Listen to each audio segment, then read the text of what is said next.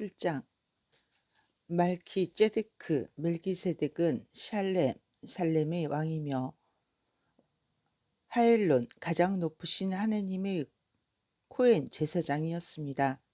그는 아브라함이 왕들을 죽이고 돌아올 때 그를 만나 축복했고 아브라함은 모든 것의 10분의 1을 그에게 주었습니다.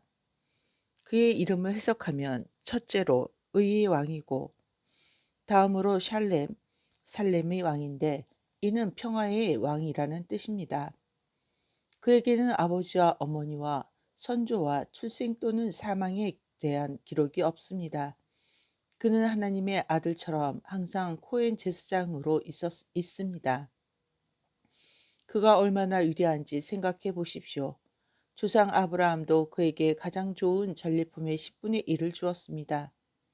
레위 자손 중 코하님, 제사장들의 직분을 받은 사람들은 같은 아브라함의 후손이지만 백성 곧 자기 형제들에게서 수입의 10분의 1을 취하라는 토라의 계명을 받았습니다. 그러나 멜기세덱은 레위 자손이 아니었지만 아브라함에게서 10분의 1을 받았습니다. 또한 그는 하나님의 약속을 받은 아브라함을 축복했습니다. 복을 빌어주는 사람이 축복받는 사람보다 더 높은 위치에 있다는 것은 논쟁의 여지가 없습니다. 더욱이 코하님 제사장들의 경우 죽을 수밖에 없는 사람들의 10분의 1을 받은 것이지만 멜기세덱의 경우에는 여전히 살아있다는 증거를 받은 자가 받은 것입니다. 더 나아가 10분의 1을 받은 레이도 아브라함을 통해 10분의 1을 바쳤다고 말할 수 있습니다. 말기세덱과 아브라함을 만났을 때 레이는 아직 조상 아브라함의 몸에 있었기 때문입니다. 그러므로 레위 계통에서 나오는 코하님 제사장들 제도를 통해 목표를 달성할 수 있었다면 백성은 이와 관련하여 토라를 받았음. 아론의 계통이 아닌 멜기세덱의 계통과 견줄 만한 다른 류의 코헷 제사장이 왜 필요했겠습니까? 코하님 제사장들 제도가 변하면 토라도 반드시 변해야 합니다. 이런 것에 대해 언급된 분은 다른 지파에 속하고 그 지파에서는 제단에서 섬긴 사람이 없습니다. 우리 주님께서 유다 지파에서 나오신 것과 무세가 코하님 제사장들에 대해 말할 때 이 지파에 대해서는 아무 말도 하지 않았다는 것은 모두가 알고 있습니다. 멜기세덱과 같이 다른 유의 코헨 제사장이 나타났으니 더욱 명백하게 되었습니다. 그분은 육체적 혈통을 따르는 토라의 규정으로 코헨 제사장이 되신 것이 아니라 불멸하는 생명의 능력에 따라 코헨 제사장이 되셨습니다. 그것에 대해서는 너는 멜기세덱과 견줄 만한 영원한 코헨 제사장이다 라고 명시되어 있습니다. 따라서 한편으로는 이전의 규례는 약하고 쓸모가 없으므로 치워졌습니다. 토라는 아무것도 그 목표에 도달하게 하지 못했기 때문입니다. 다른 한편으로는 더 나은 소망이 들어왔고 우리는 이 소망을 통해 하나님께 가까이 나아갑니다. 더욱이 하나님께서는 맹세하셨습니다. 지금 코하님 제사장들이 되는 사람들은 맹세와 상관없이 세워집니다. 그러나 예수와께서는 하나님께서 맹세하신 그 서약으로 코헨 제사장이 되셨습니다.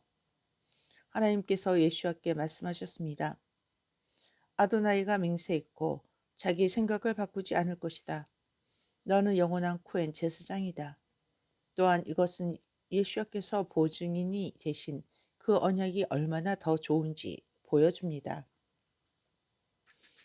더욱이 지금 코하님 제사장들이 수가 많은 것은 그들이 죽음에 의해 직무를 계속 이어갈 수 없기 때문입니다.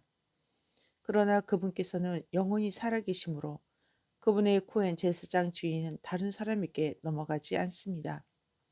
따라서 예수와께서는 자신을 통해 하나님께 나아가는 사람들을 온전히 구원하실 수 있습니다. 그분은 영원히 살아계셔서 그들을 위해 영원히 중재하실 수 있기 때문입니다.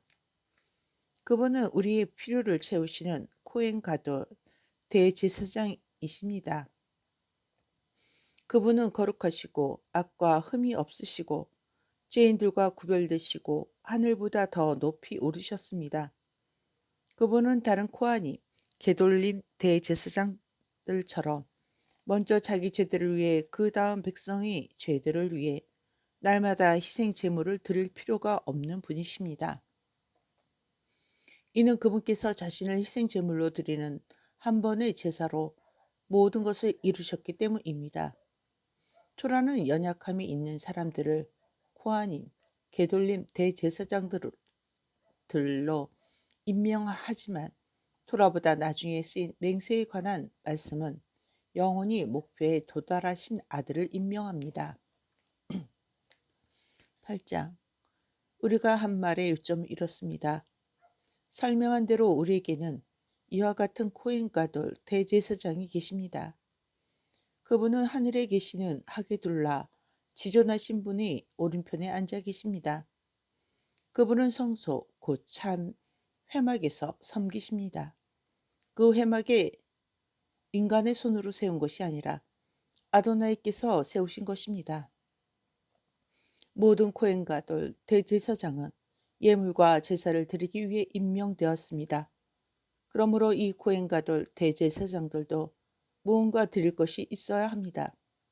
만일 그분께서 땅에 계셨다면 코헨 제사장이 될 수 없었을 것입니다.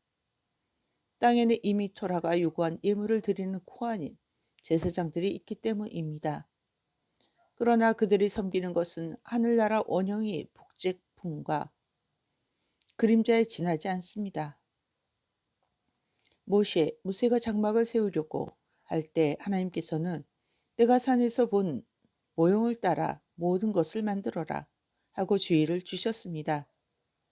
그러나 예수아가 중재하시는 언약이 더 나은 것 같이 그분께서 행하도록 받으신 직분은 그들의 직분보다 훨씬 뛰어납니다.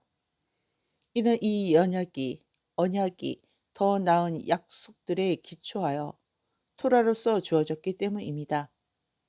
진실로 첫 언약에 결점이 없었으면 둘째 언약은 필요하지 않았을 것입니다. 하나님께서는 백성의 잘못을 찾으시고 말씀하십니다.